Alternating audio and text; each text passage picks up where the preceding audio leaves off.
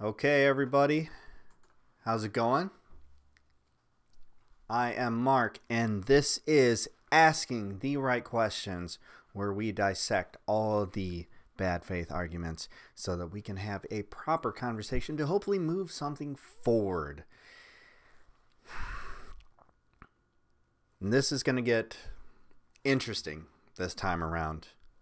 It's going to get a little personal. It's going to get a little far-reaching, honestly, but it's not really a choice that was made for any of us in the city. It's just sort of something that was foisted upon us. We can't help it. We've never been a city that has wanted to be in the public spotlight in this way as a negative force. But we've managed, for the entirety of at least my life, that's what we've been. And it's frustrating. It's very difficult to grow up in a place that you know has a number of problems. And admittedly, it does. It really does. And then to have all that on display for the entire world, it gets overwhelming. It gets very difficult at times. I mean, for all the places that have been showcased in, you talk about like New York in the 80s, DC in the 80s, Oakland during the 90s, all these places that were big known places. They were known prior to their infamy. Flint wasn't. Flint is a city that was kind of glanced at over time. I mean, we have a satellite campus for U of M. We have a community college. But they're really, and besides our community, we would normally be known as the most normal city in America. There's nothing crazy about Flint except for the conditions that you grow up in and that you live through within the city. So that's always been us. Whenever we've been in the news all my life, it's always been negative coverage on either our crime, and then later it's been, or on our mayors or corrupt mayors, which we've had, unfortunately, too many.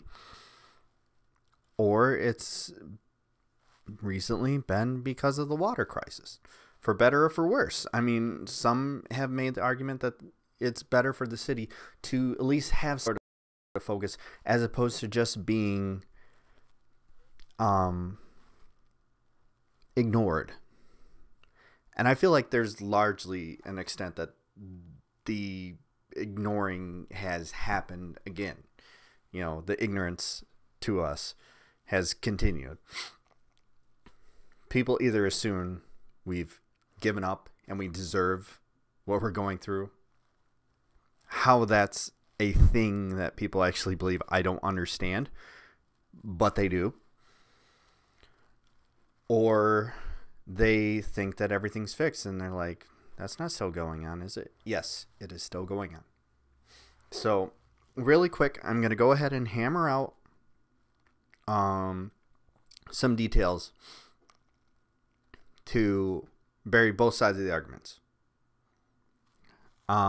before we get to the subject of this documentary, because I just want to hammer this out so there's no more nonsense. If there's people talking about it in the comment section, I can just go, did you watch the video? And then leave it at that.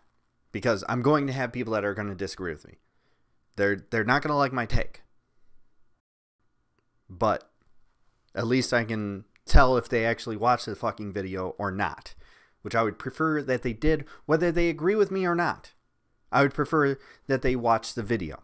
Just so they can get an idea of someone who's within the city. And I'm even going to be sharing opinions from people who also live within the city. It's not just going to be me. And I think that's something that's very fair to add to a discussion when you make a documentary like this about the city and all the things that come with that. First of all, no, we did not ask or vote or have any say in the switch to the Flint River. We had our mayor voted in, and not long after that, I believe it was 6 months after that, the state passed a law that had died in referendum originally to take over the city with a emergency financial manager, which basically usurped the mayor on every financial decision, which basically means every decision. And, you know, basically leaves it up to this one person appointed by the governor. The governor, of course, being Rick Snyder, a Republican. So, no, it was not a Democrat in charge at the time. No, the city was sold an idea of what was going to happen when we made the switch. That did not happen. We were lied to. All of us were. Dane Walling was lied to about the effects of what was going to happen. No one told him anything. And he would have had to have been an engineer in, you know, or a scientist in water and water treatment in order to know what was going to happen. Now we all know. Now we know too much. I mean, do you think that it's useful knowledge for a general person just to know that river water is more difficult to treat than lake water or any other water source because of how it moves sediment? Do you think that's something that, you know, a general person should just know who doesn't work in water? I mean, I'm a nursing student. I shouldn't need to know any of that shit. I should just know that when I turn on my tap and I put a glass underneath it, I can drink from it. Again, if you've seen my other video, this is not from my tap. This is from my reverse osmosis faucet. Go ahead and watch that. Have fun. I get very angry in that.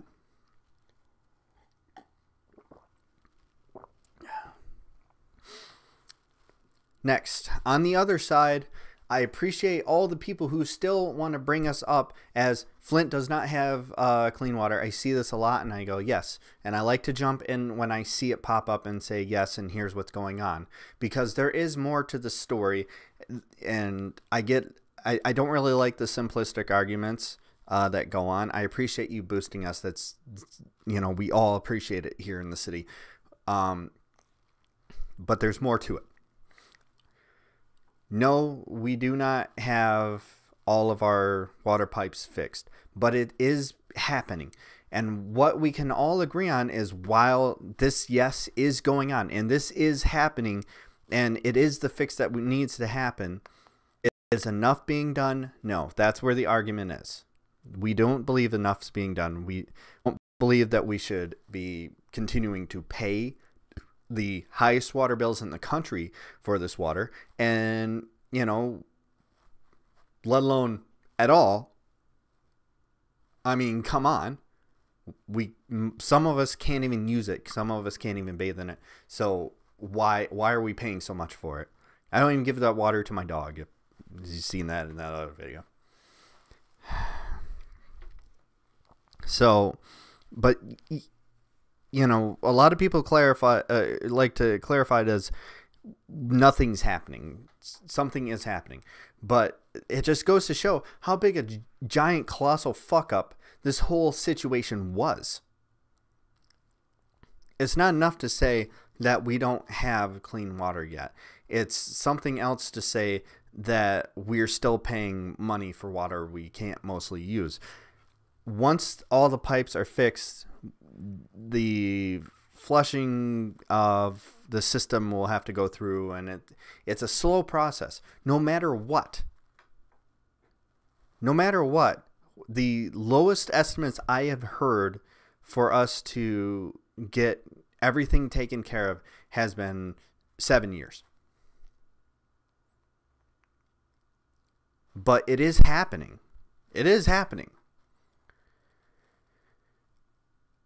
So it's not that nothing is going on. It's that not enough is going on. And I think that needs to be clarified for everybody so that people don't just continuously either over-glorify it or under-glorify it. Because both are a problem, in my opinion.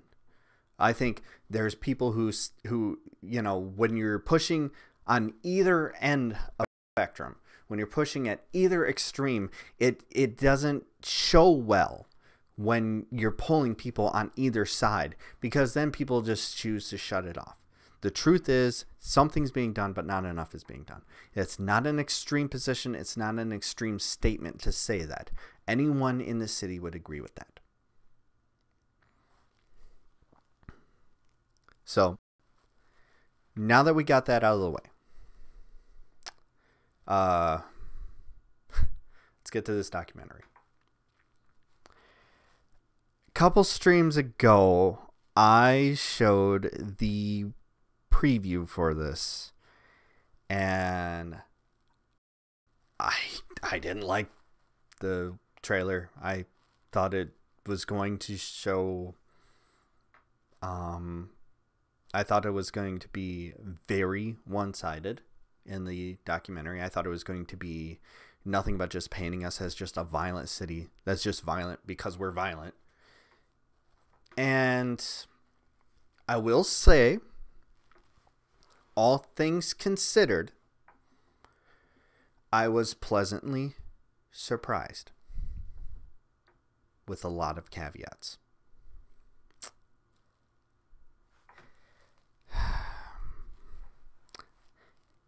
I pulled up a number of links, and I'm going to try to get this done in an hour and a half like I usually do, but I think there's a lot to unpack, and the best place to start is the very beginning. One of the first scenes you will see in the documentary is a clip of a young man standing up and speaking to Bernie Sanders at a rally that he held during the primaries before the debate and everything, where he asked a very impassioned question. Now, full disclosure, I know that person. I know a lot of people in this documentary. I am actually related to that person proudly. He's a great person. He's my cousin. I was privy to this question when it was originally asked. You know, now almost 2 years ago. I got to see the whole question and I got to see the whole answer. I looked it up and I found the video. I found the spot. And what I'm going to do is I'm going to play the question up until where they clip it, to just show you the idea of what to look for when you see these documentaries pushing a narrative versus the whole truth. So let's go ahead and do that real quick.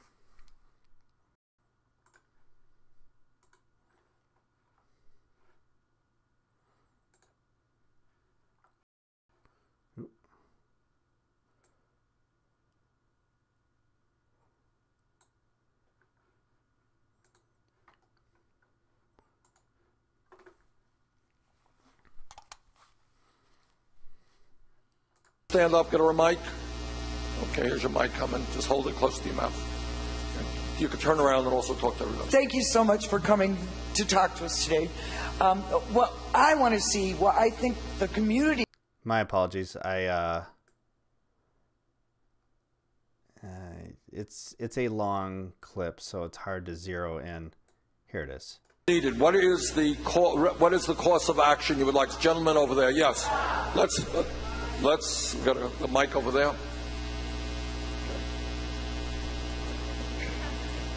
Hi, thanks for coming. I don't want to take away anything from the extremely tough health situation that's going on right now. Right now in Flint, we have a water crisis that started from poor treatment of water that corroded aging ancient infrastructure that was not identified when it should have been 30 years ago. But that is not the only problem that we have here, Bernie.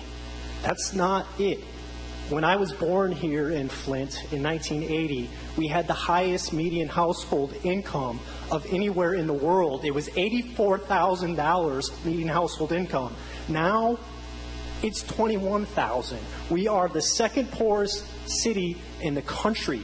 41% of our residents live below the federal poverty line, and as you know, you get close to that level, and you're already destitute.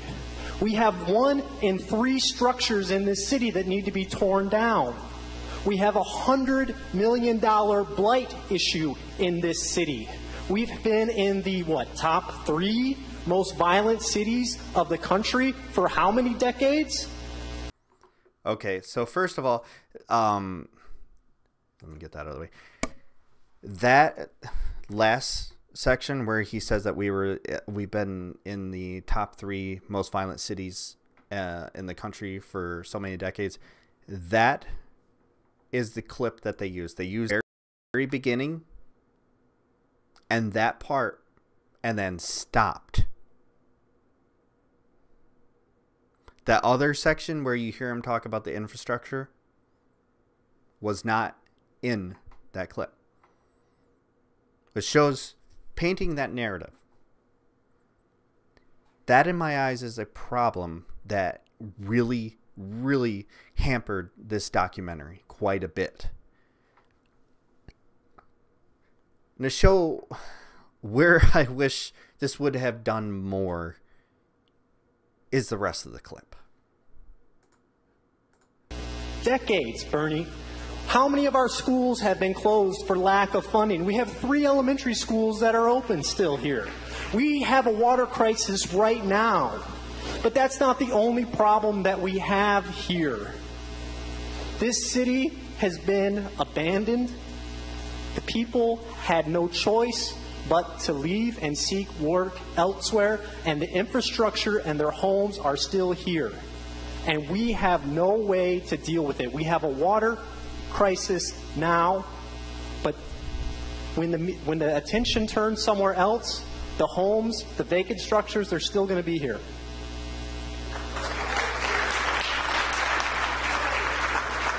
I just wanted to pick up on your very cogent statement. It seems to me, brief on this, that in a general sense, this community is impacted by disastrous trade policies.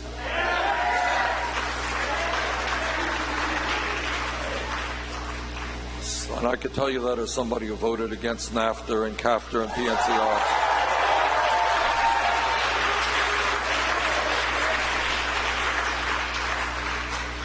And in Flint, the situation may be more extreme. All over this country, our infrastructure is collapsing. All right, and that is why I'm proposing $1 trillion investment to rebuild our infrastructure. And not only will it provide safe drinking water and better wastewater plants and better roads and bridges and mass transportation, what else it does, it creates millions of decent paying jobs. Okay, I got a hand over the gentleman. Okay, I will tell you. my cousin was very happy with that response. I was very happy with that response. A lot of people in the city were very, very happy with that response. That is why he won Michigan over Hillary Clinton. That is why. To get to the point further, they used that clip and they chopped up even Bernie's response to make it entirely about crime. And then they went into the narrative focusing specifically on the police, starting from the police chief who was in control at the time. Now, at the time in 2016, late 2015, early 2016, I went ahead and I got the crime numbers. Let me go ahead and just look this up real quick.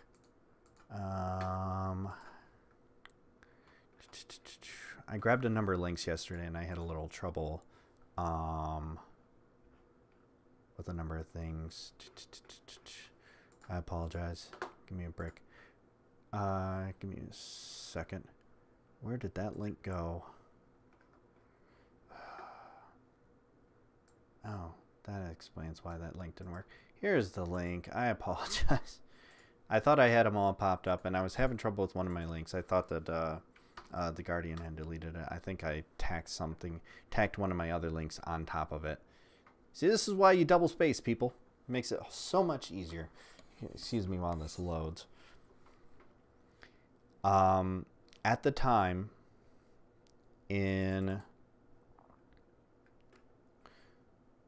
oops, Jesus. This link is very active. In 2015, we had a city data crime index of 650.8. The previous year, we had a crime index of 708.6. Our highest over the course of the past 2 decades was in 2012 at 1,115.6, where we had 63 murders, 108 rapes, 673 robberies, 1,930 assaults. Just extensive numbers. But in 2015, we had a low number. The lowest number in 2015 through 2016 and even 2017. And during that time, we decided to vote out the current mayor, the mayor at the time, the mayor through the crisis, Dane Walling. We voted him out. It's not something I agree with, and we can agree to disagree within the city. That's not something that I want to debate on. But his replacement was Karen Weaver. And throughout the documentary, she is painted as sort of a savior of Flint. She is nothing like that. For one thing, they definitely show the challenge that she had bringing in a new chief, Tim Johnson, to replace the old chief. Now, I found out at the time in the documentary that old chief was painted very positively, which was strange. And this is at a time when I had just moved back into the city. I was living in the suburbs for a couple years prior to that, and I just moved back to the city. So I had heard some of what was going on, but I wasn't too involved. It was one of those things where, out of sight, out of mind. So I moved back to the city under his name. Let me see here. I think I have it in my notes here. I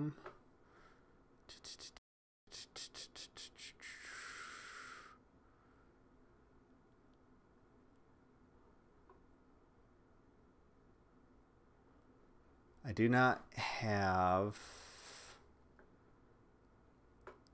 his name in my notes, but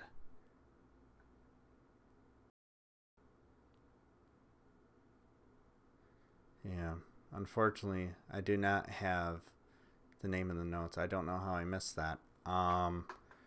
But the original mayor at that time was, or the original police chief at that time, you know, I liked a lot of what he said, and I liked the ideas that he possessed, and I think he was definitely more of a politician. I found out quite a lot about him.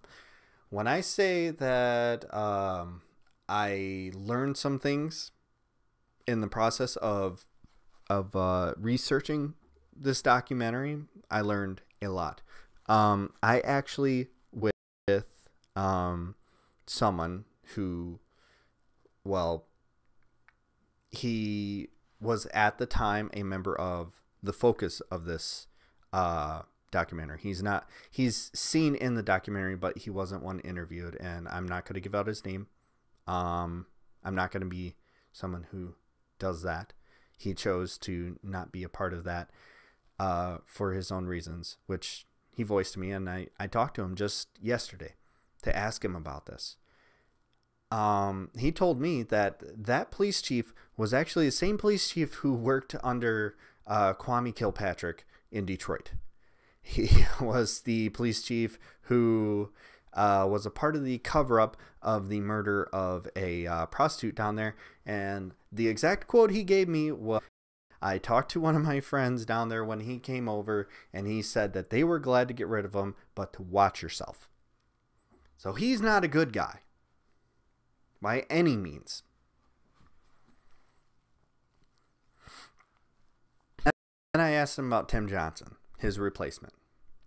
Within the documentary, they make the argument that, you know, the argument of the city council that he was unqualified.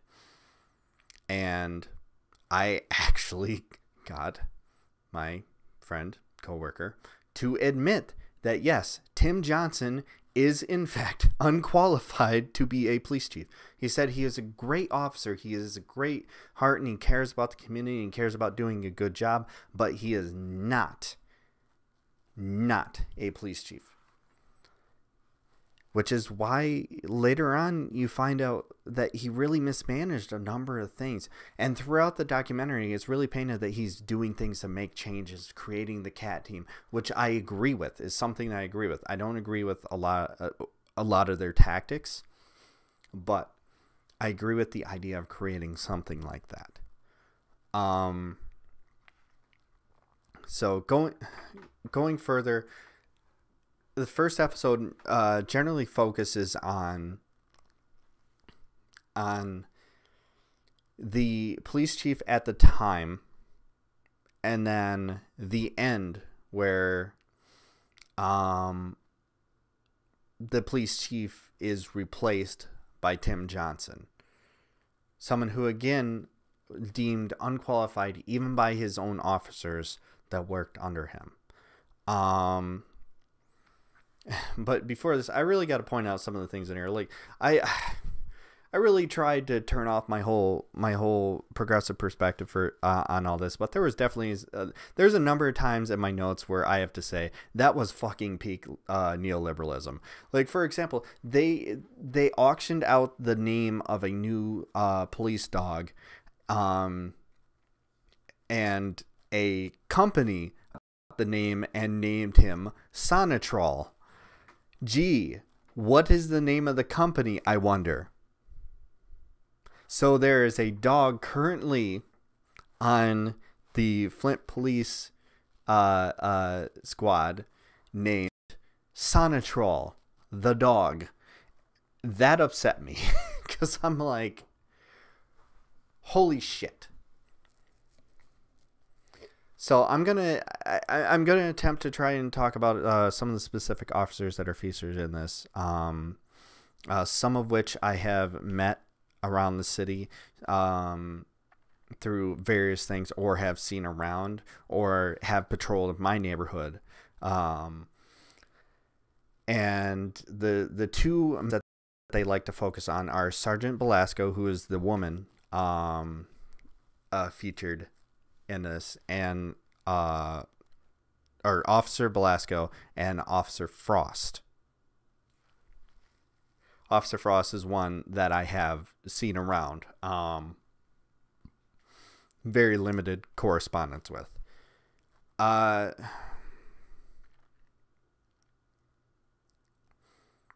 In the first episode, they started off by stopping and frisking the wrong person who was walking in the street, who is clearly trying to point them in the right direction and trying to get out of the street. Doesn't even match the description beyond being a black guy. You can kind of see where this is going, but the documentary just kind of plays it off as, you know, what are you going to do? The Flint police are overtaxed, which is the narrative. The narrative of the whole thing, breaking it all down, is that just simply Flint police need more officers. That's the only thing this thing tries to say. It edges towards a number of different narratives within it all, but the main focus is, well, they need more police officers. They need more funding for more police officers. And of course they have fucking Eric Mays in there, where he's voting on the new police chief and where he talks about how he's underqualified.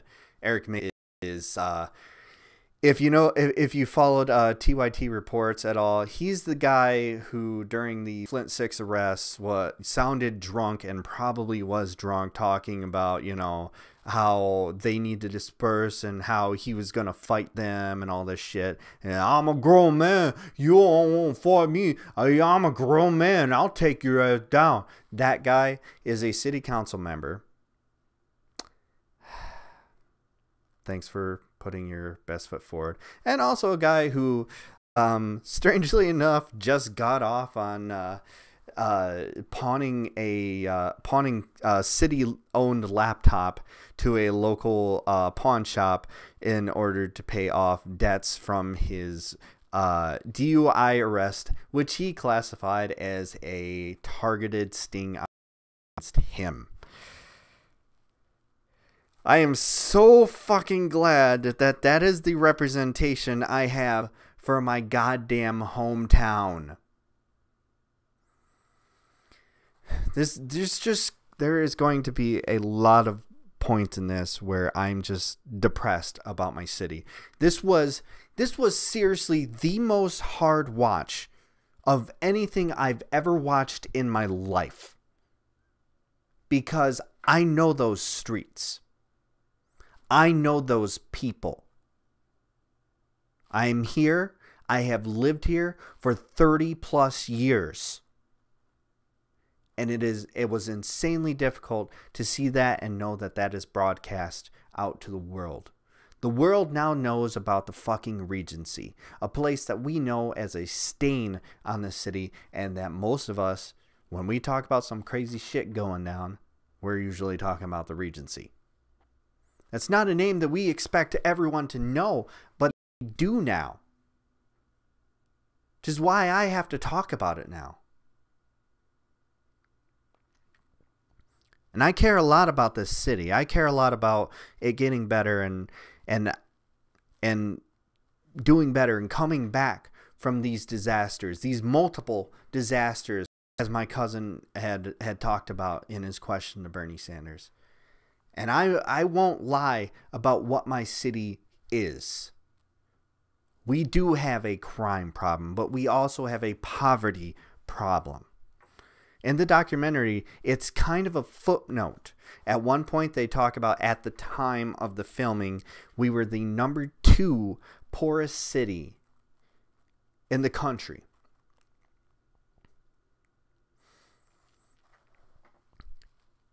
During the end of the filming, we jumped to number 1.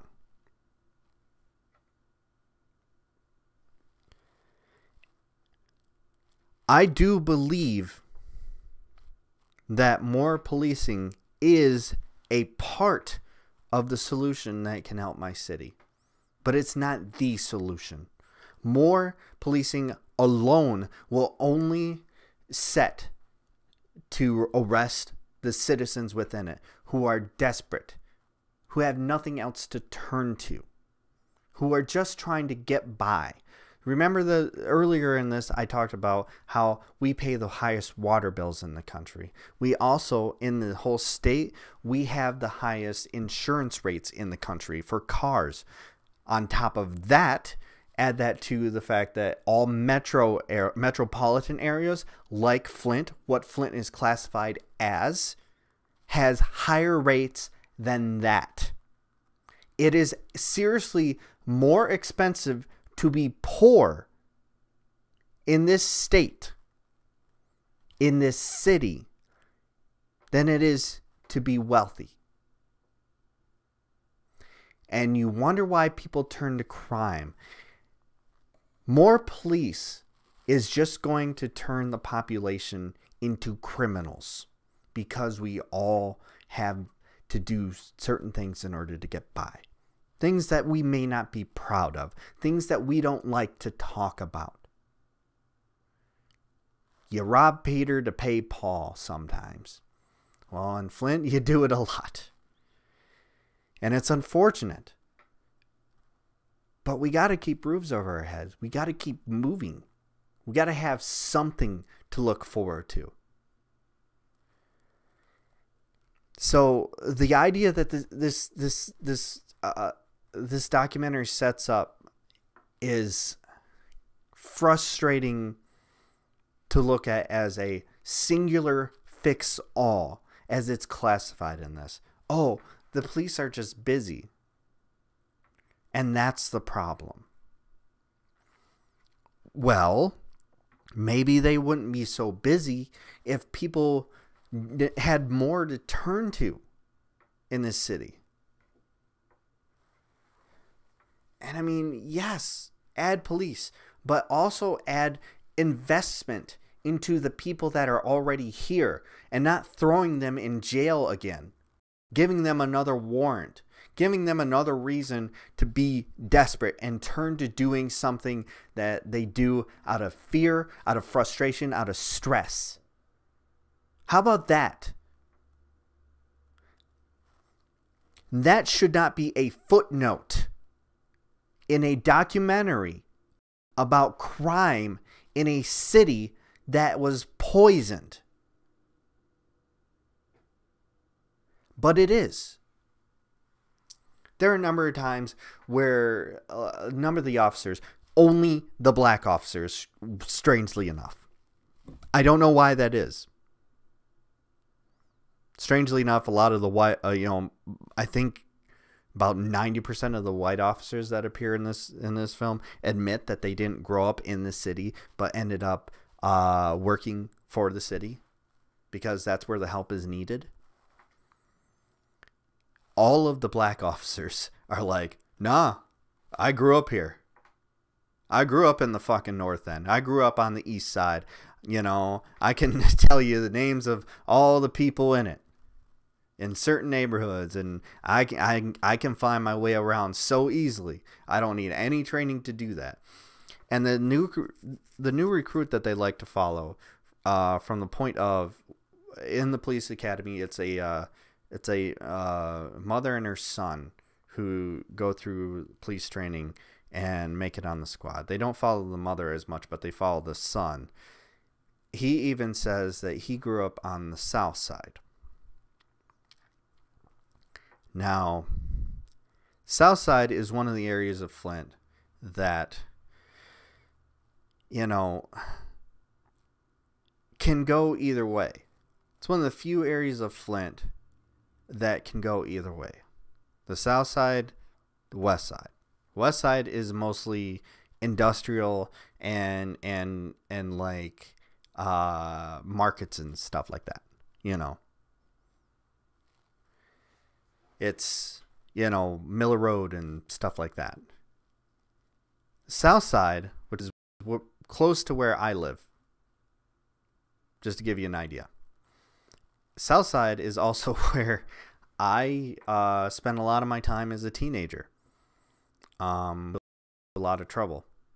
You know, I was generally a good kid. I was friends with a lot of much poorer kids. I grew up in township, which was different. I grew up in a middle-class family in township, but all my friends lived on the south side. And that's where I saw quite a bit. I was chased by gangs. I saw stores get robbed. We stupidly walked everywhere, me and my best friend, and just constantly had to deal with people trying to chase us down and hurt us. That was a constant thing. I mean, so I don't deny the crime. There is also a part of the South Side that is very suburbish. It's not quite a suburb, but it's kind of like a suburb where not much happens and people just live in, you know, middle-class homes. I mean, they can walk to the areas that are bad, but they don't. And the way this guy talks about growing up, he talks about, you know, he says things like, oh, well, that's not the Flint that I know. Which makes me just feel like, what Flint did you not know? He goes, well, I heard a lot about it, but I never experienced any of it. So I never understood that mentality. It's because you weren't desperate. I'm not saying he grew up rich or anything by any means. I am saying, however, that he didn't really seem like he understood the struggle within the city. I think if it weren't for my friends, I don't think I would understand it as much either. Or later when I started delivering pizza to the North End, which everyone in the city knows, that's honestly most of the documentary, most of the high violent crimes that you see within the documentary take place on the North End. Hands down, yes. We're talking about over there by, you know, between MLK and Saginaw Street, all sorts of North End, you know, Pearson Road and shit. Pearson, Coldwater, Carpenter. That's the area I'm talking about. And I know that doesn't mean anything to out-of-towners, but to the people that might peek in from the city, you know what I'm talking about. Most of the documentary takes place there. It really does. And for good reason. I have always said that unless you live on the North End, there is no reason to go to the North End. And I used to deliver pizza there, and it was really violent, really scary. It was. To the point where I stopped working nights to preserve myself because I worried. You know, you got to take care of yourself the best you can. So there's no delusion there about what the city is, except for in this one officer, which they focused on. And I was just like shocked that that's the person they found. I mean, yeah, he's black, but he also doesn't seem to understand what it is that is so troublesome about Flint. You know? Oh, I was able to avoid this. Well, good for you. You grew up in an area where you were offered the option to do so. And then what? Now you're a police officer, and you're expecting the community to understand that. That seems like the overall problem with a lot of this documentary, and it's in that officer, and it's in all of the white officers featured in this. A lot of them even admit that they didn't grow up in Flint. You know, Officer Frost goes ahead and says that he grew up as a country boy, which I assume means he grew up in like Flushing or Fenton, which is the suburbs. The richer suburbs. I mean, yeah, okay. So it just, I don't want to jump too far ahead, but just to kind of lay the idea down on that of what Flint is and what that perspective means to being able to police Flint properly. You know, that's a problem, I think.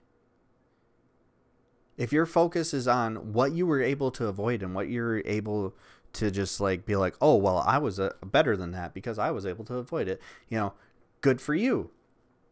Not everyone has that option. I was able to avoid it too. But at no point did I say to myself that that isn't a part of what Flint is and that people are all allowed the same choices that I had. They weren't. Because I'm not dumb enough to think that my experience is the only experience. I'm not ignorant enough to make that statement. I have too much self-awareness to say that and not have it be a joke. And that's what it should have been, and it wasn't. It was played off as a fact. Focus is the biggest problem with this entire documentary. Hands down. They focus on policing when they should be focusing on poverty. Instead, that's a footnote. They focus on the specific areas while they don't focus on advancement at all within the city.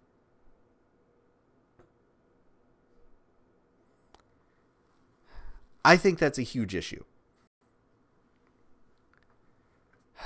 So, that was basically what the first 2 episodes are. It was the police chief introducing yourself to the officers that you're gonna follow. It's, you know, the new police chief talking tough and talking about how he's creating the cat team, which, like I said, I think there's a lot to like about what the cat team was. And then you go into the 3rd episode and this is where it gets rough. I almost feel like I should be drinking liquor out of this glass going into the remaining episodes. 'Cause it gets... let me put it this way. My notes go from this and this to this and this and this after the 2nd episode. Let me just go ahead and check the chat real quick, see what's going on. Left Flank Gaming's in here. Really appreciate you popping in, and of course my wife's in here. Oh, is there lagging? Please tell me there's not lagging.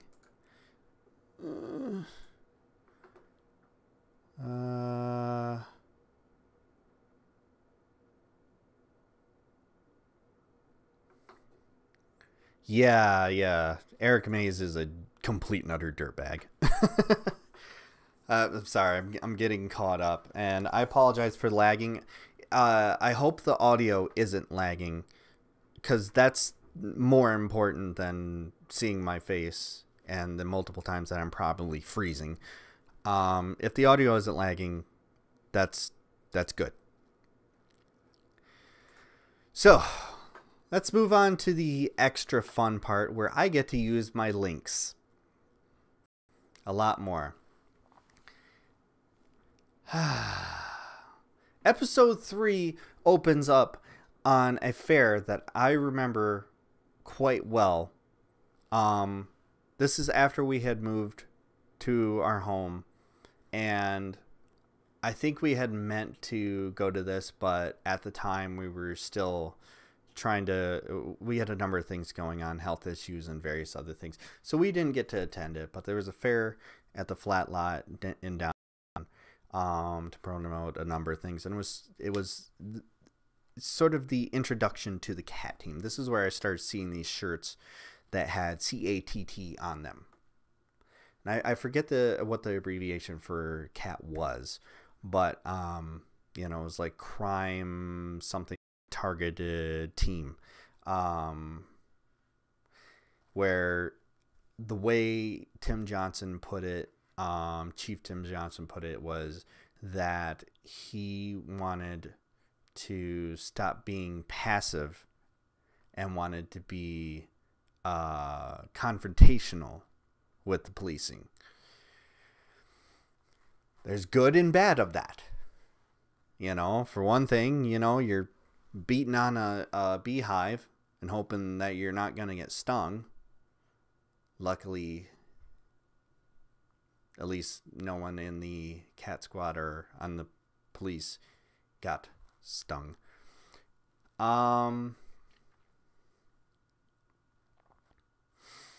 And they cut to policing on chasing people down on an area that isn't really, you know, this is where I was talking about. It was on the south side or on the west side.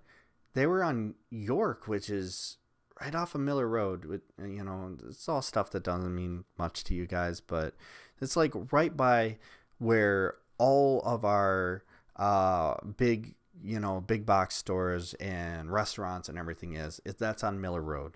That's a place that you want to avoid at Christmas time. And, you know, they were searching for somebody, and they were driving more than 2 cop cars through the neighborhood, and they stopped, and they saw this guy spin around out of his car, and they stopped. They stopped him because they thought he looked suspicious, and he was like, you know, he was telling them straight up, you know, look, I got nervous because I saw multiple police cars driving down the street. He's like, you know, it's a black dude, young black dude, and they're like, you know, whose car is this? He's like, well, it's mine. It's like, you know, well, you know, well, we thought we saw you put on your we were stopping you because you didn't have your seatbelt on, and then you put it on, and we were fine. And like, and he's like, but you guys are here. He's like, well, why did you take it off and go in? He's like, because I saw more than one cop car driving through his neighborhood. And he said, you know, you see more than one cop car driving through your neighborhood. You see 2 cop cars driving through your neighborhood. You think shooting. And they start laughing at him. They start, when was the last time there was a shooting? He's like, I don't know, but, you know, you see that and you start thinking some shit's going down. Hell yeah, you do. He's not wrong. He's not wrong. They stopped and talked to this kid, making him feel nervous as shit in his own driveway in front of his own car because he got freaked out because he saw more than one cop car driving through his neighborhood. And he got worried. And who could blame him? Who could blame him? The other thing that this documentary likes to do a lot of is say that, oh, you know, people are so afraid when they see an officer. Why do they get so nervous when they see an officer? You know, it used to be that when they saw an officer, they felt protected and fine and everything. And now it's they're afraid and they're nervous. And it's like, yeah. There's a few 100,000 reasons for that. You know, policing has changed. In the same episodes, they will make that statement, and then they will have an officer say things like, oh, we shouldn't be demilitarizing the police. We should be militarizing the police. We'll get to that. That's a thing. So this whole episode is just showing off how aggressive the cat team is.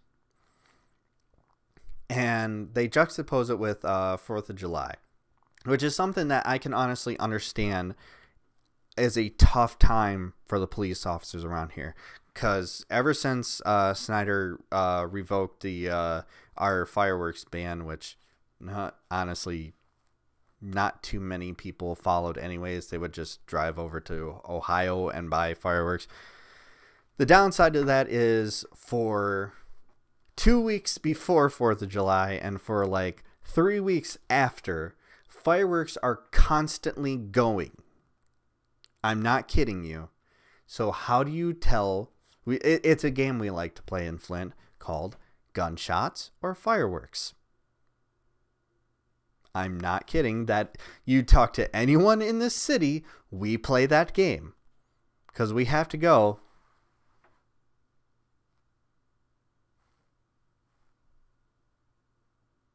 Okay, we're fine. That was a firework. Not kidding. My wife's in the chat right now. Ask her. So, whoop, hang on. Hi. It just keeps buffering. It does? Yeah, like it was better and then it would just buffer. Oh no. Yeah. Well, Yeah, you're back now. I'm dropping frames really bad too. I hope that this I was just told that it was buffering and that I keep having problems with that. I apologize. We should be updating our internet at the end of the week. Can you do me a favor? Can you open that window? It's really hot in here. Do you feel that? Yeah. It's super hot. I apologize.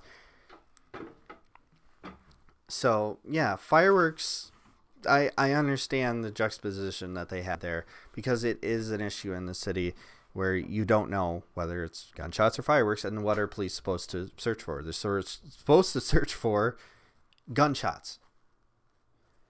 And how can you do that when you don't know the difference?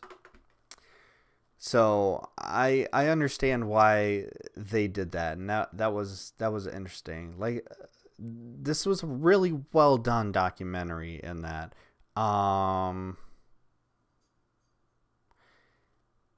And there was a part where someone drove a car through a yard and they picked up the guy. This was one of the areas where you really had to be really objective because I could see both sides of the issue. The lady was complaining because the car was being repossessed and the guy who was driving it was clearly drunk, and she said, I understand that, she was very aggressive and she was drunk at the time, and she ended it with, this is why nobody trusts no cops and blah, blah, blah. It was a high temper situation. Her buddy was getting arrested. Her purse was in the car. I think they let her get the purse, but they didn't show that on camera because why would they? Narrative. And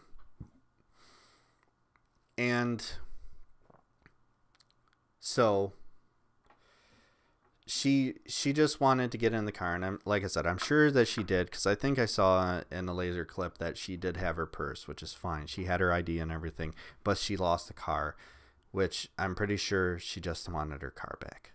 But at the same time, that's also evidence in a crime.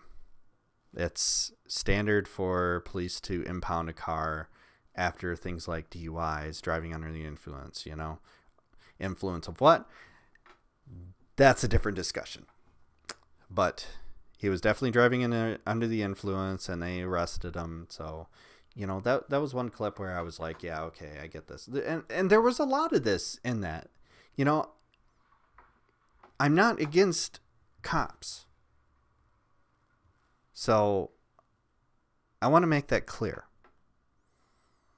I just think bigger problems to talk about. So, let's see here. Where does it go? And the girl she was getting very crazy, and, she was pretty mad, and I understand all of it. And she had to talk about white cop, as a white cop thing, she said, I believe the quote was, they're all white, they don't care. Which they just let roll off their back. And it is a thing that happens. I used to work at a 7-Eleven, and IDing people was fun because, the old saying, black don't crack. And some of the black people looked a lot younger than they actually were. And the rule is, if they look under the age of 30, yeah, ID them. There were a couple times where I ID'd some people well into their 40s because they didn't look it. And, I apologize, but I told them, you guys should really accept that as a compliment, you know.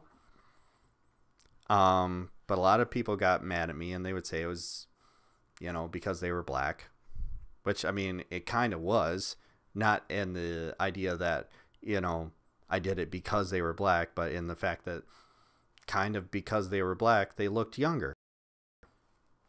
I mean, I don't know. It sucks, but this is where the argument of, you know, people going to the race card too much. Yeah, that is a problem to an extent, but that isn't, you know, people who use that to discredit all racial issues are jokes. So let that be known. So this is where it wasn't founded. You know, she was just mad. She was upset because she didn't get her car back, and I completely understand that. Let's see here. Yeah, here's where this is the first one where they raided the Regency. They tackled a lot of people and were harassing a lot of people. I say harass meaning it as a neutral term. I do not believe that they went there just to target certain people. I mean, they went there to try and clean up as much as they could, which the Regency is a bad area. It's known. Everyone knows it. Oh, everyone knows it. And they focus on a scandal involving Liquor Plus, which is a liquor store, party store if you're from Michigan. That's what we call them here. Party! And it was a hotbed for people starting problems. You know, people would show up outside and they would hang out there all day, and there were several shootings in front of the store. And they would always say, you know, the owners would tell the police all the time that, you know, you know, that's on you need to clean that up.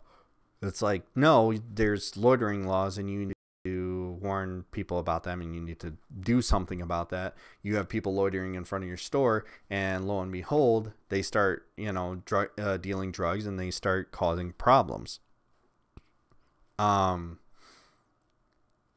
that was the whole thing with that, where they had to raid the store a number of times and tell them, you know, hey, you need to do something about this, and they wouldn't. And even one of the clerks there was selling alcohol underage and selling loose cigarettes, which, you know, say what you want about that, is still against the law. And just, you know, that's all that they knew, and they just kind of assumed that there was more going on there, which is why there was a number of people hanging out in the area. I apologize, just a second. Oh boy, we are having internet problems.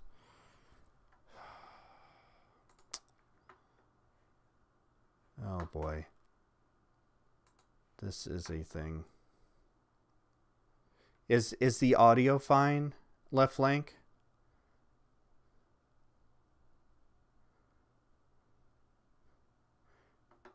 Just let me know. I'm gonna keep checking on the chat, and I really apologize for all the problems we're having. You know, this is also a difficulty in this area. So apparently our internet's bad, we found out today, because of where we live. Cool. Just absolutely perfect. So going on, they talk about that, and that was actually something that I really agreed with. And they do this barbershop scene where they talk about the cat team, and it was a black barbershop in North Flint. Not one I recognize, but the discussion in that, if you're going to watch this, you know, there's a number of scenes that are really great. And I can't say this enough. For all that I'm going to gripe about this, please watch this. Please watch this documentary. It is very well done. All I'm adding to this is the grains of salt that you need to look at when watching this. But I do say, watch this because it is very good. It is very well done. You know, just don't buy into the narrative. But that was a really great scene. I really liked the things that the people said, and I really wish that there was more focus on the citizens of the city rather than just the police.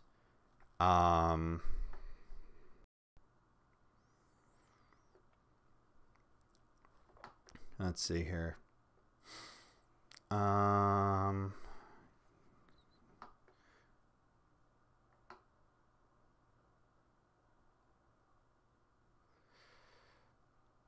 They stopped a kid and they didn't really say why. Towards the end of the episode, and it was a little weird. And what they said to the kid was very good, and you know, they passed it off as the whole good cop narrative, but they never even addressed why they stopped the kid in the first place. They just stopped him. They stopped him, and they were, you know, saying all sorts of things to him, telling him to stay safe and stay out of crime and blah, blah, blah. And then they just drove away. And it was like, why did you do that? What's going on there? And then it gets to the very man part. And from here, it just goes batshit crazy. They showed the police station the Philando Castile death. They sat down every officer in the Flint police station, sat them down, showed them the video, and asked them one by one to give comment. How do you think that went? It was a whole lot of, well, I mean, she's on her phone, you know, her boyfriend gets shot, and the first thing she thinks is post it on social media. That's weird. And oh, you know, she says that he warned the officer that he had a gun, but you know, that's how do we know he didn't reach for it? And she, you know, if you officer, he is very upset about this, just very broken up about this. He didn't go there wanting to shoot the guy, you know. Never mind the fact that, as we all know now, he was asked, as she said in the video, he was asked to grab his ID. He said to the officer, "My gun is under my seat. I have a license to carry it. I'm going to give you my ID and registration now." Says all that to the officer, you know, with his hands up, moves his hands over that, and the officer the whole time has his gun drawn at him before he even says anything about the gun. Meanwhile, the officers are like, devil's advocate. Well, I mean, you know, it's you know, we don't really know what happened. We only see what happens during the video and what she's saying. We only see one side of this. We don't know what was going on. They do a lot of that in the episode. And then move on to the next one to talk more about closing Liquor Plus. In a minute, you're going to see why the Philando Castile thing, juxtaposed with the rest of the shit they say and how they handle it, is so fucking maddening. Because, oh my god, it gets worse. As if playing devil's advocate, because at the time I was like, well, I mean, I guess I see them playing devil's advocate about that, but at the same time, like, come on, guys. Like, you don't see a problem here. You can't step out of your cop shoes for a second. Like, even the black cops are like, oh, well, you know, we don't see what's going on. It's okay. It was a whole thing. But they go back to the liquor store and talking about that and trying to get it closed, which is something that I actually agree with. It's something that I agree with. Like I said, I worked at a 7-Eleven. It was across the street from one of the most violent clubs in the area in the early 2000s. It was really bad. I saw, I saw somebody running around the parking lot with a gun, who was in my store previously, talking about beating people up. People fought in my parking lot. I watched a lady get choked out in my parking lot. People threatened me with bottles because they would come right over like at 2 a.m. and then expect me to sell to them, which is our cutoff time. I'd always I'd already have everything locked up. After I quit there, I moved to Lansing for about a year. After I quit there, I found out that when 12 o'clock rolled around and that place would shut down, they would actually shut down till 7 a.m. to avoid any of that mess. Because it got so bad, someone got shot and all of that. So, and when I came back, I ended up working for the same place. And at that point, they had closed that place. The cops had closed that place. So I agree with the idea of closing these places that are hotbeds for that. Who, that place was known for selling underage liquor. You're starting to notice the theme. They break the law, and then it attracts a worse crowd. And that is a problem. I understand that. I agree with that. Then they talk about the shooting in Dallas of the officers. And remember all the devil's advocate and the, well, I don't know, regarding the Flint Castile video? Gone. Gone. Well, the media hyped this up, and we have to talk about it. No. This was taken 100% seriously. And every officer in that show felt like every person was coming after them. And they talked about it from that perspective. They talked about from the idea that they were just shooting cops by the dozens all over the country because 4 cops in Dallas were shot and killed by someone who did target them, who was a problem, and was killed himself.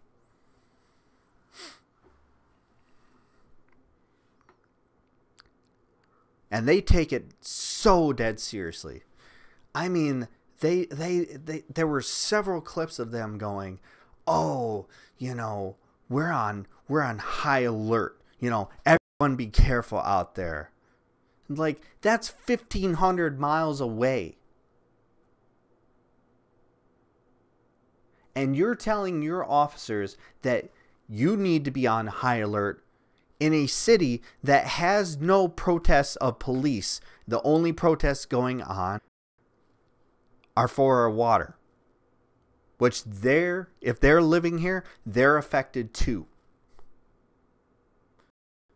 And you're going to sit there and tell me that these police officers felt threatened, like their lives were in more danger then.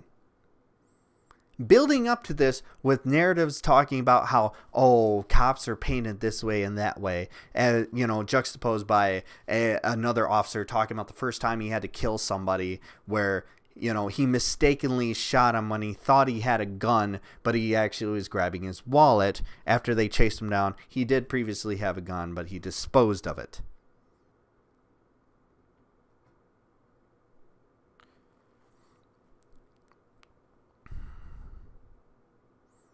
And that was just treated as like an anecdote. Like just a nothing story. But this shooting, because it was officers, they were on high alert. They were on the buddy system. Everybody check in every 10 minutes. They went through this whole thing where this was the threat against the officers. And what happened? I could tell you exactly what happened. I looked it up. In 2016, let's see here. Let me find my link.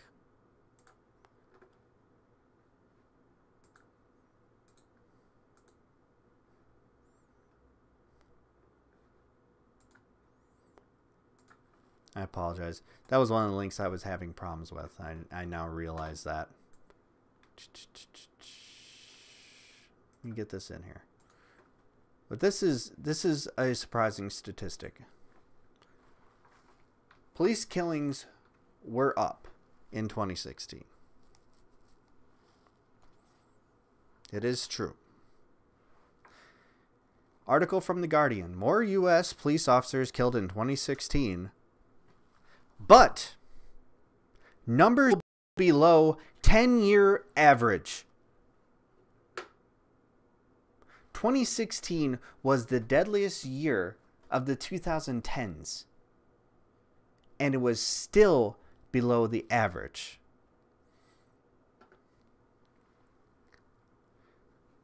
Further this. New analysis released on Thursday morning by the National Law Enforcement Officers Memorial Fund showed that 135 officers died on the job in 2020, the highest in 5 years, but still within the recent yearly average. For the past 10 years, a yearly average of 151 officers have died on the job, according to the Memorial Fund. We must never forget that 900,000 law enforcement officers nationwide risk their lives every day for our safety and protection. This year, 135 of those men and women did not make it home to their families. That is it's a bummer. That is a tragedy. I feel for every death in this country. I'm not in any way going to demean their job or how dangerous their jobs are by any means. But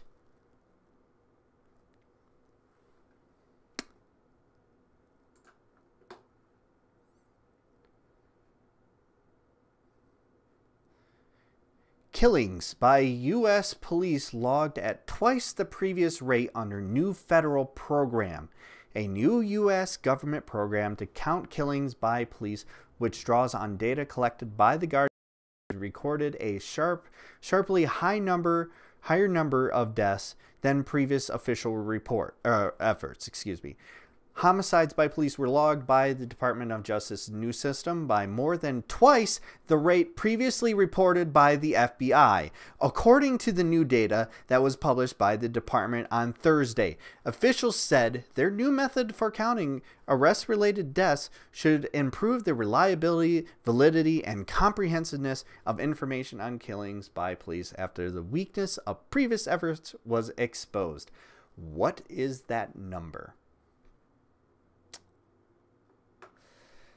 The new hybrid system combines a review of open source data, including the Guardian series The Counted, with a survey of local authorities. It recorded 270 homicides by officers in 3 months last year. The FBI said earlier this year that it had counted just 442 in all of 2015. So what is the number? Let's find out.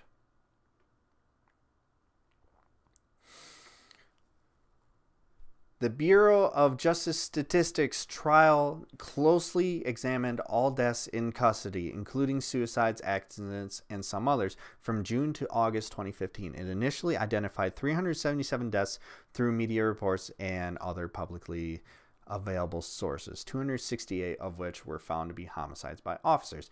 Researchers then sent surveys to almost 500 police agencies and medical examiners linked to the deaths identified in their open source review, asking them to confirm the deaths and inform them of any others. Here it is. If the rate of homicides recorded by the Justice Department was consistent, a total of 1,080 would have been logged for all of 2015. The Guardian's count, which uses slightly different criteria, ended at 1,146 for the last year. So far in 2016, at the printing of this article, which was in December of 2016, it has recorded 1,025.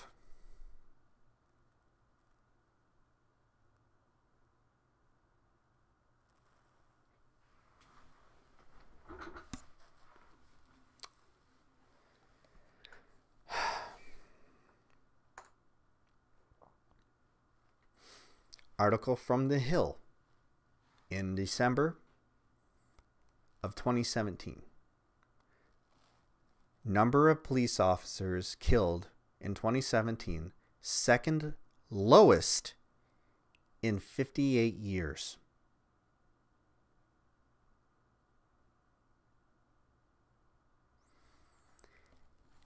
They went through and poo-pooed and devil's advocated the Philando Castile video. But in the year where the highest number of deaths in 5 years by police officers was still below the 10-year average, they took dead seriously as a threat against all police. If you are a police officer and you are watching this and you are seriously why people feel the way that they do about policing in this country, I just gave you the numbers that show why.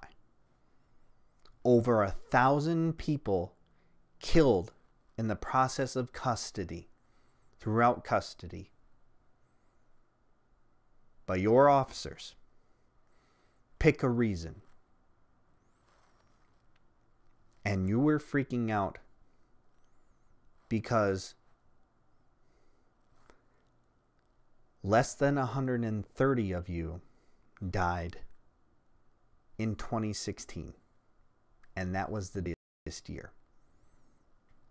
That lowest number for 2017, 128.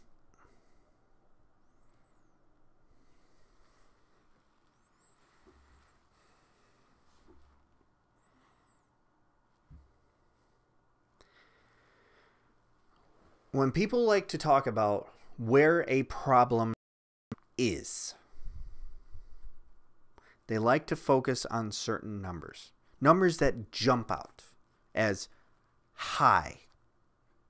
You know, they feel like that's too high for the amount of people within a country. In a country where the incarceration rate is the highest in the world, we also have the most killings by police. And while being an officer is a dangerous job,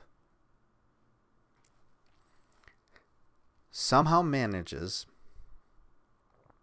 to seem relatively safer than being an everyday citizen when you look at these numbers. Yet, there are officers in this show who actually make the argument that when you see the shootings like there were in Dallas, that makes you not want to demilitarize the police, but an argument for militarizing them more. That is almost verbatim what was said.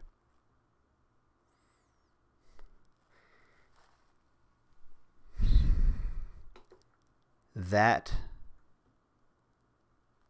if that doesn't upset you, hearing that that's the way that they view things, you have a problem.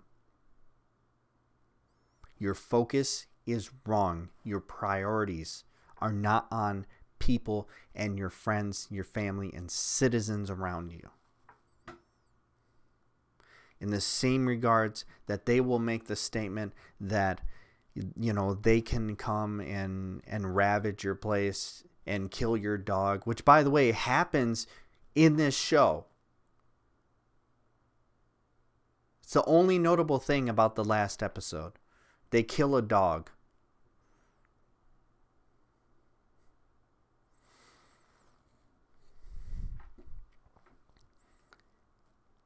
And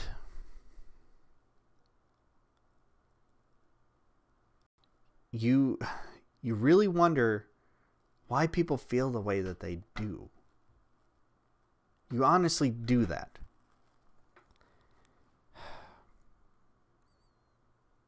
I don't know, man. I don't know.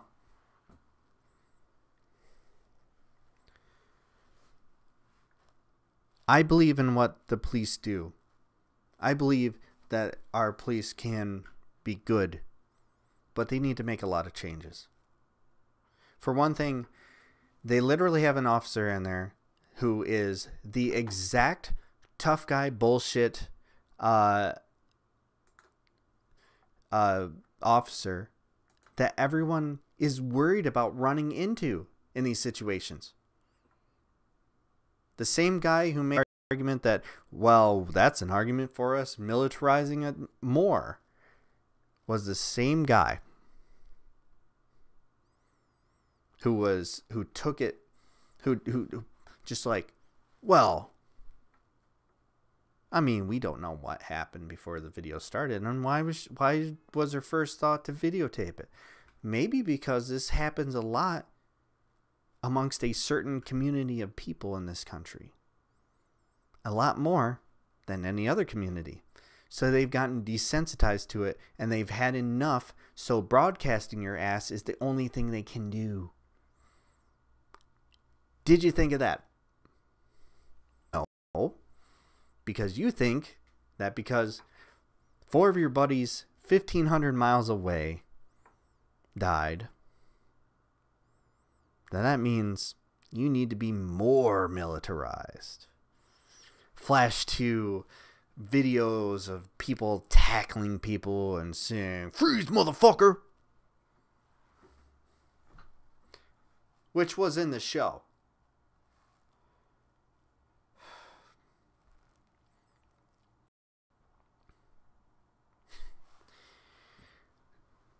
Surprisingly, it gets worse from here. They show more aggressive policing throughout, and they start the 5th episode with this reporter. It's not one that I recognize, but she's from Channel 12, and she was very interesting off her beat, as it were, where she actually made this statement regarding the Cat Squad.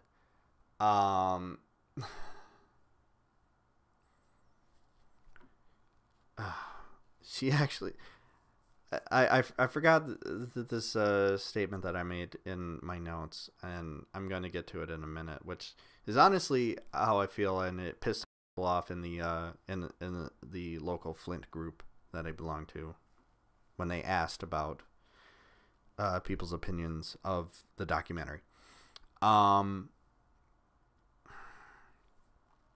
So she actually made the statement that the Cat Squad was working to be out there and get shit done and not answer to Big Brother. They're the police. They are Big Brother. That was the dumbest thing I heard. So, backing up, I'm sorry, but when that officer made the statement that, you know, this sounds like, you know, more reason to militarize the police, I had one thought. You know, this was a week ago, so, you know, funny enough, today, protests about guns. You know what would make officers feel a lot safer and probably make them shoot less people? If they could know when they walk up to a car that car did not have a gun in it. For a fact. And you know what? What would also make it so they didn't shoot anybody? if not only those citizens didn't have guns, but they themselves didn't have guns. I know it's a radical argument. I know it's a crazy thing to say. But just imagine what far mystical lands would have gun laws like that and actually have it where, you know, people aren't killed so often by guns in this country.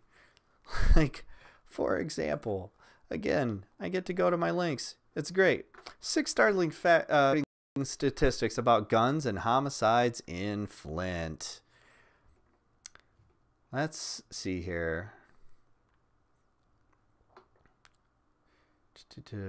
Here's a breakdown of 48 criminal homicides by motive in Flint. Robbery was the motive in 12 homicides. A fight or argument was the motive in 8 homicides. Retaliation for another crime was the motive in 6 homicides. The motive is unknown in 6 homicides. Drugs were the motive in 5 homicides. Domestic or child abuse was the motive in 4 homicides. 4 homicides were gang-related. Criminal sexual conduct was the motive in 1 homicide. Intimidation was the motive in 1 homicide. 1 homicide was accidental. Majority of Flint homicides in 2015 were shootings. Nearly 90% of 2015 criminal homicides in the city of Flint were the result of shooting homicides.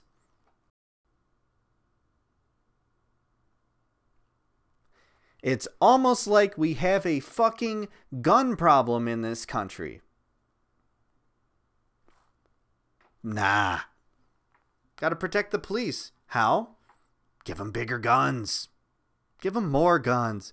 Give them thicker bulletproof vests or whatever. Kevlar vests.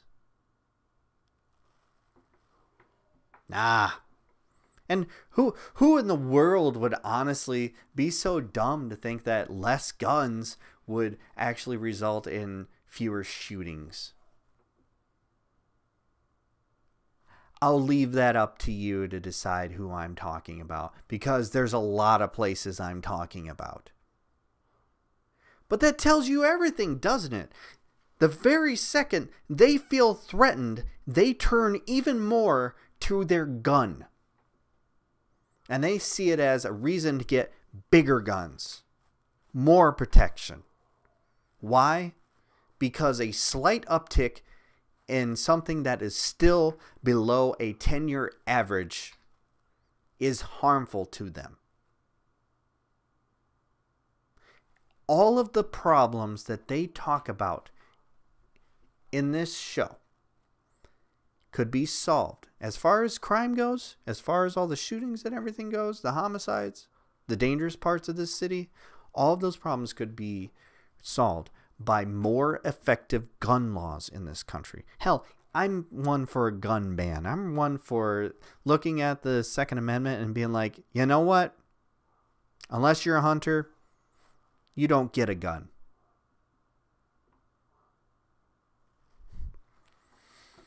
Radical statement, I know. That pissed a lot of people off when I said that. One guy specifically, who is a wannabe militia member, he couldn't even handle what I was saying, to where he called me a commie bastard and ended up blocking me on Facebook. I'm okay with that, so long as he and his fucking shitload of guns don't come and find me. Which would be something I wouldn't have to worry about if he wasn't so easily able to buy guns. Let me just go ahead and start this blurb real quick, because this is what I told him. He owns a gun to protect himself from other people who have guns to protect themselves from him who has a gun, because of the worry that one of those people who has a gun will use that gun on them. Now, the police have guns to protect themselves from other people who have guns so that they don't have to worry about getting shot. They can shoot them first. And we have guns to protect ourselves from the government that has even bigger guns that can pick us off from a drone 10 miles away, operated by someone who is thousands of miles away. All of which, that gun is doing jack shit. So we are self-perpetuating a problem where We have a gun to protect ourselves because we have guns. That is the argument I made, and my God, did that piss him off. And I am okay with that. And that pissed a lot of people off, but you know what? It also made a lot of people really happy. A lot of people were like, you know what? You're fucking right. So what did the city of Flint do in order to help with its revenue problems? They raided their stash in, let's see here, what episode was this that they did this? They went through their evidence locker. I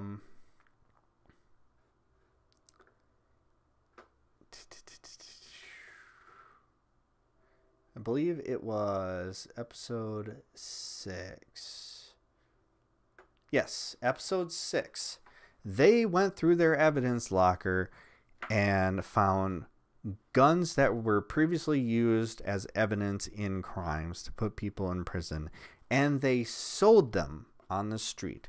An exact quote from Chief Tim Johnson was, "Oh, we're not putting these guns back on the street. What we're doing is we're selling them to licensed gun shops who will sell them to legal gun owners." But the problem is, with every legal gun owner, they're only a legal gun owner, law-abiding gun owner, until they pull their trigger at a person. Before that, yes. You want to talk about that shooting in Florida? That kid broke no laws. They called the FBI on him for his mountain of fucking guns and bullets, and the FBI couldn't do jack shit to him because until the very second that he walked on school grounds and shot someone, he had not broken a single goddamn law. That's my gun argument. That's bad priorities.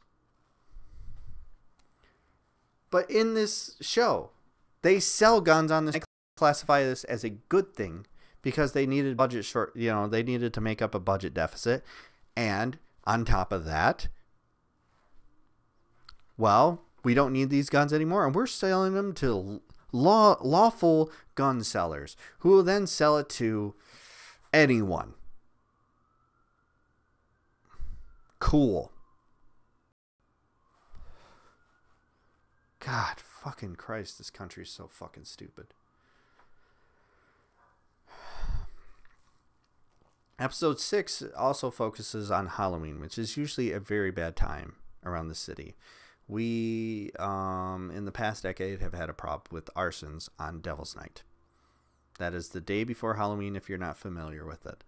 The worst time, I believe, was around 2013 and 2014, when it was not only on Devil's Night, but we had a mass problem of arsonists going around the city and burning down mostly the dilapidated structures. You know, the houses that weren't habited and couldn't be. There was a big thing around that time where a number of houses were labeled by local people who worked for the city with "please do not burn this house down," you know, basically saying that they were going to restructure it, like either Habitat for Humanity was going to restructure it and rebuild it to benefit someone who was poor in the community and to help them out. And that was a real thing. They definitely stationed around that idea, and that this was a whole thing. I managed to skip over the debate. That was a whole episode that they dedicated to. It was kind of interesting, but there wasn't really much that happened besides the things that I taught about, you know, the Democratic primary debate. But in this episode, they focus mostly on Devil's Night, which Devil's Night 2016 was actually a low for arsons. I believe there were for arsons in the city. You know, moving on up. Small wins. But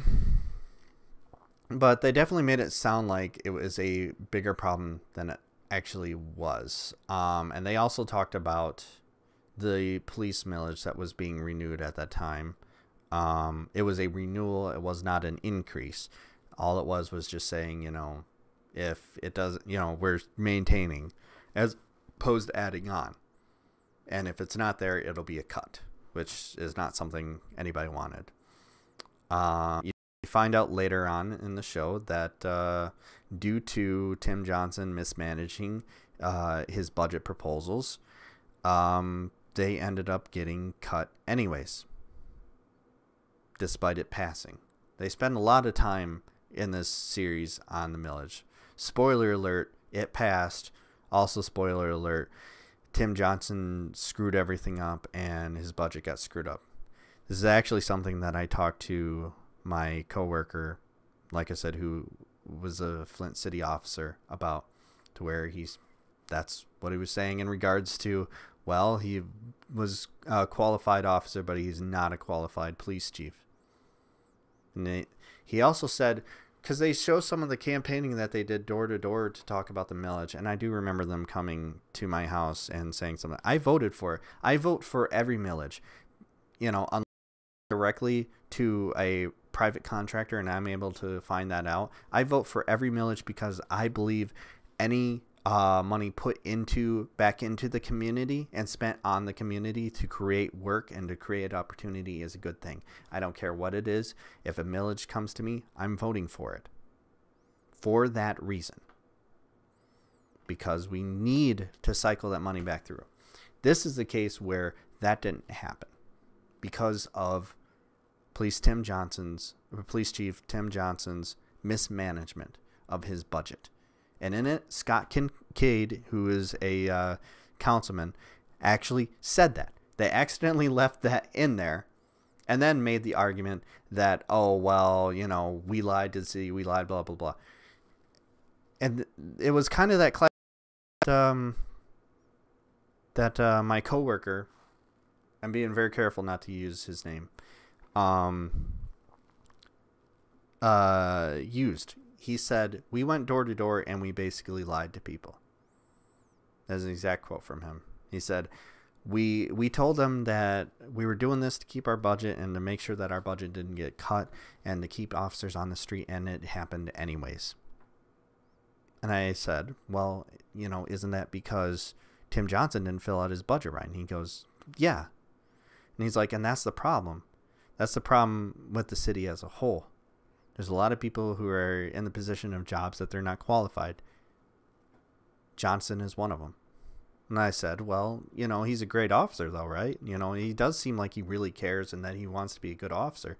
He goes, oh yeah, in that regard, very qualified to be a great officer, someone that we could work under as a sergeant or something like that. He's like, yeah, he'd be great. As a police chief, no. I was like, but he classifies himself as not a politician. And he said, you know, maybe we need that. And I agreed. You know, he's like, you know, you need somebody who can work on both sides of the fences. And he's just not capable of doing that.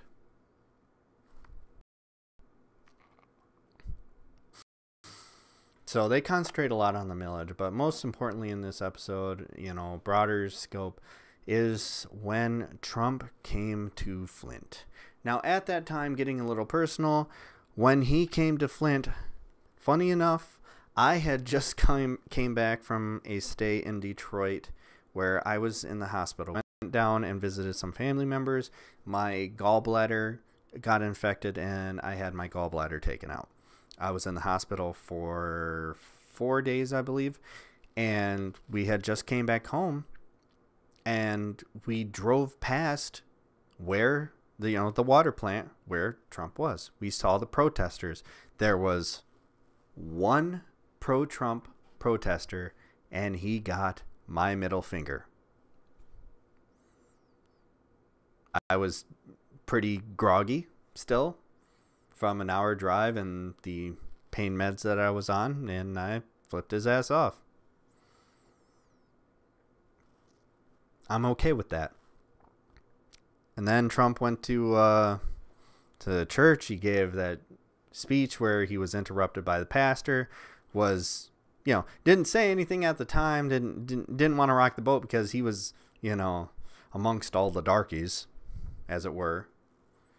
And then proceeded to insult one of our local pastors on the news after he left the city. My favorite scene from that whole thing, they show where he met Little Miss Flint, Mari Copany. Please follow her on Twitter. She's doing amazing things for not only the city, but people.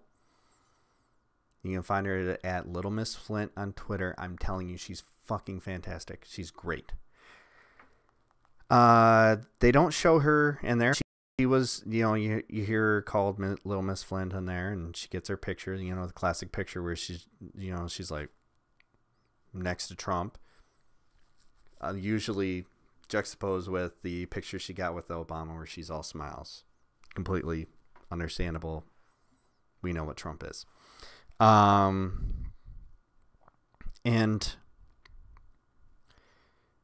what I thought was great, one person asked him a question immediately after the picture.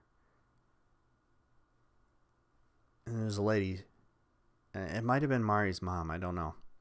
She said, Mr. Trump, what did you mean by black people have nothing to lose in voting for you? And he turns around and he goes, you'll see. Oh, you'll see. We've got good things coming. You guys have nothing to lose. Just go ahead. And he's just like, what does that mean? What do you mean by that? Oh, you'll see. Trust me. Nothing to lose. And then walks away. And the lady just kept asking over and over, what do you mean by that? And that was a great fucking scene. I talk about it in this perspective of these are scenes. But you remember, this is a documentary. This is all shit that actually happened. It's crazy to believe that. And that didn't get play.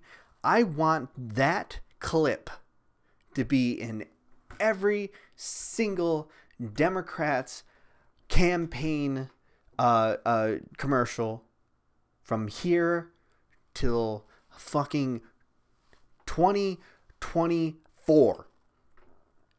That should be in every commercial. That whole exchange.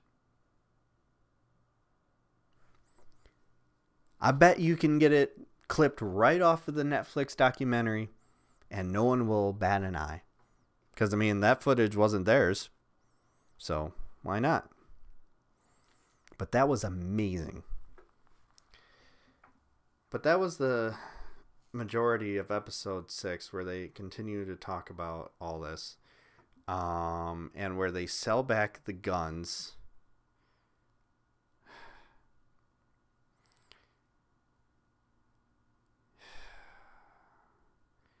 And they talk about how the North End was beautiful 15 years ago. The North End of Flint has not been beautiful since the 80s, and probably before that. If you watched the Majority Report and you saw Andrew Highsmith's interview regarding the history of Flint and how Southern black people came up here for jobs with GM and to get union jobs, and the union built homes for them. They basically called them slums.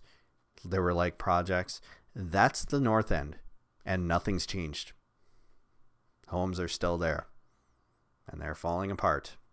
A lot of them are, uninhabited or uninhabitable, for that matter. It's all true. I forget where it was, but they did address the poverty just a little bit. Like I said, it was mostly the black officers who would say, yeah, I grew up in this community and I don't think the problem is more policing. They would actually go and say that. They would say, I don't think the problem is we need more policing alone. I think the problem is we need to cure the poverty, give people more opportunity. One of the officers interviewed was actually a local preacher on top of that. So he's someone who preaches and helps the poor, like actually does that, and then he goes out and he's an officer. That provides perspective that all of the white officers just did not have. And it's unfortunate that that happened. But it happened.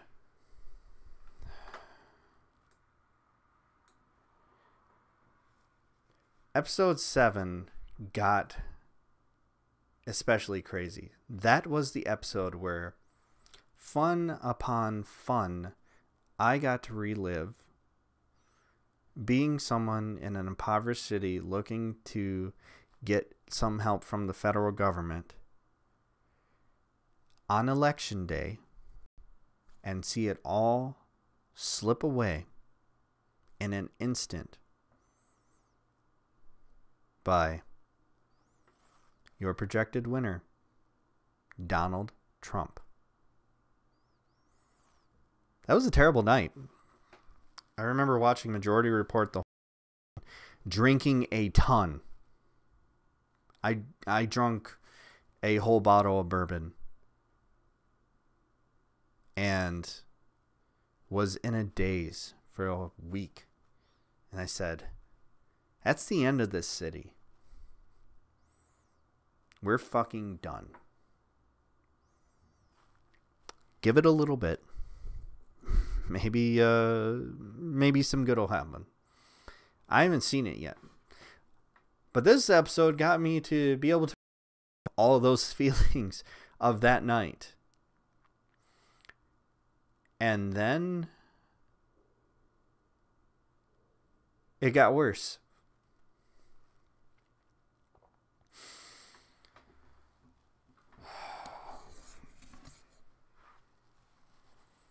The perspective from the police officers that they gave later in the episode after Trump won was that all of the white officers voted Trump and all of the black and Hispanic officers voted for Clinton. And one of the officers, Belasco, this is the one of the couple that they focus on. You know, they're together, couple. That they focus on in this, made the statement of, I didn't even think to ask any of the black officers who they were voting for. It just never came up. And then she follows it up by saying, you know, they're gonna blame the white officers for this, you know, and they're gonna blame all the white people for voting for them. And I don't think that's fair. She actually says, I don't think that's fair for them to blame us.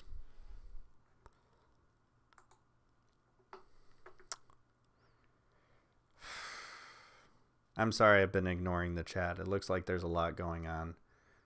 I'm just going to keep going for the sake of time because we're at almost 2 hours now. I'm going to keep going. And anything you miss, check out the stream later. But she said, I don't think that's fair. Follow that up with another white officer. The one that she was in a relationship actually said that he voted for Trump because he was more pro-police. And he said there was a dangerous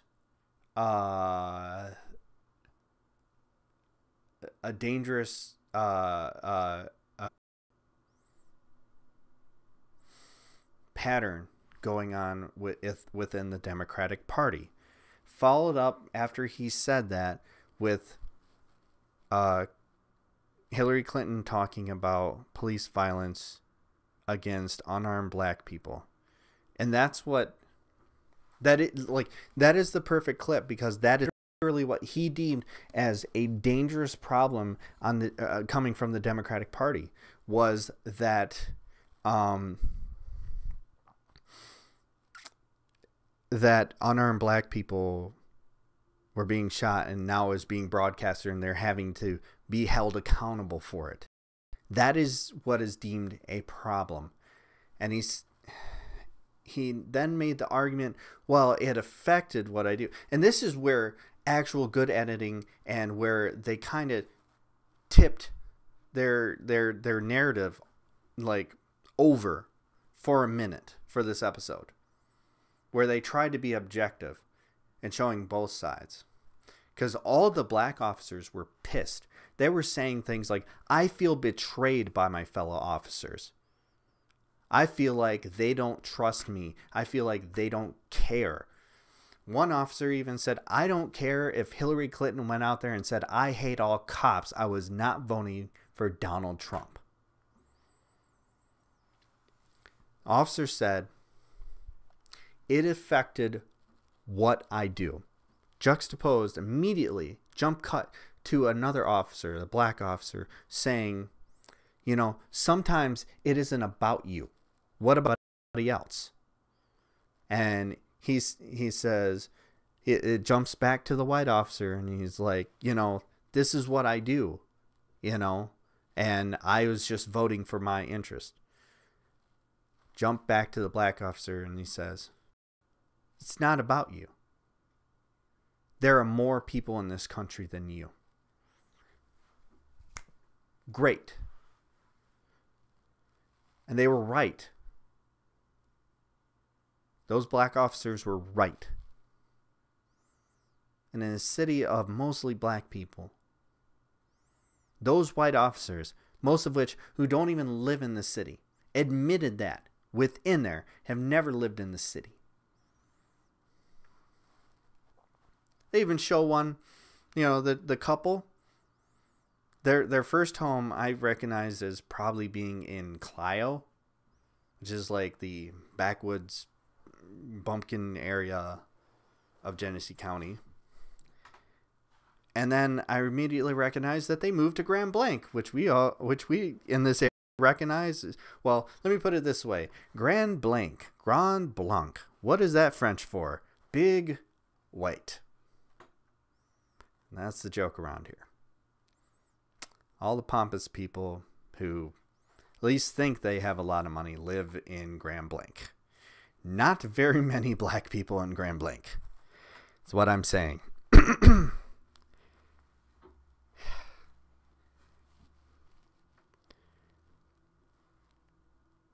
And they did that, and the black officers, they felt rightfully betrayed by their fellow officers. I couldn't believe that they showed that, and it was brilliant. This is one of the reasons why I say watch it. Because there is a lot in there. There's a lot of things that they need to really unpack better. The narrative itself, that's the main focus, is bad. But if you look past that, there's a lot of good within this. And that was one of them. Where they talked about Donald Trump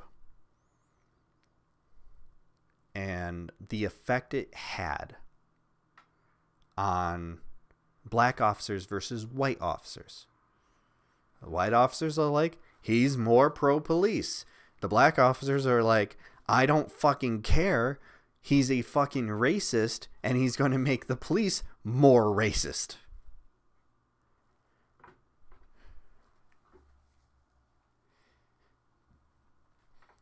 I made it when I was talking to my coworker, again, former police officer in the Flint Police Department. I asked him why, I was like, I see you all over this thing. Why didn't you want to get interviewed? And he's like, I wasn't really interested. I was really busy with a number of things. I was working on the drug unit and doing a lot of investigations. It didn't interest me, and it just would have taken time out of my day when I was already really busy.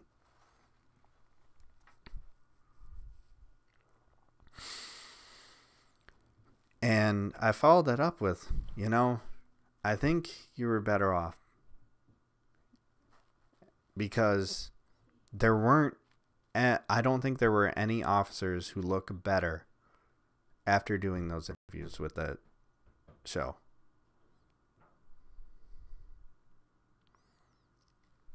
And I stand by that. I think if you watch this show and you're already pro-police, you're probably going to be more pro-police. But if you watch this show and you're already have some misgivings about the police, those are going to be reinforced. I think if you watch this show, by the way, episode 8, nothing happens. This is where they talk about the budget getting cut anyways, and the failure, and not much happens, and it just kind of ends with basically what the trailer of the show was from Netflix, the official trailer. It ends like that. But when I watched this show, I went into it thinking that this was going to be bad for Flint. And like I said, if you already have your opinion about police, it's not going to change it. It's going to reinforce how you already feel. You know, and there were a number of things that were said. One officer said, "Oh, I'm sick of hearing about race. I'm so sick of hearing about racism. I get tired of it." Fuck you. Yeah, I remember how nice it was being a white dude and being like, I don't have to worry about racism, so I'm just going to ignore it. Except for I had friends of all sorts of different races, so it became harder to ignore. And then, of course, I married out of my race, and that became really hard to ignore because now, we don't think about it, and when we're talking together, it's not something we give two shits about. We recognize I recognize the differences and everything like that, but at the end of the day, we're, the only time that we concentrate on race is when other people bring it up. So that's the problem with that statement, officer makes, that, it'd be nice to just be like, I'm sick of racism. I'm just not going to care about it anymore. Yeah, it'd be really nice if me and my wife could not care about racism anymore, but we do. I mean, I've been assaulted before because I had the audacity of kissing my, at the time, girlfriend, now wife, in a movie theater. I got hit in the head with a glass bottle.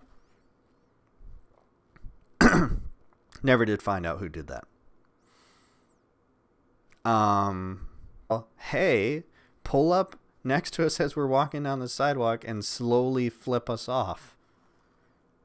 The times we get stared out in public when we're just, together.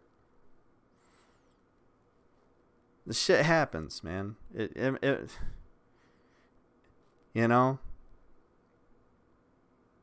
It's crazy, but it happens. Must be nice to be able to ignore it still. I can't think of a time where I've ever been able to just ignore it all the time.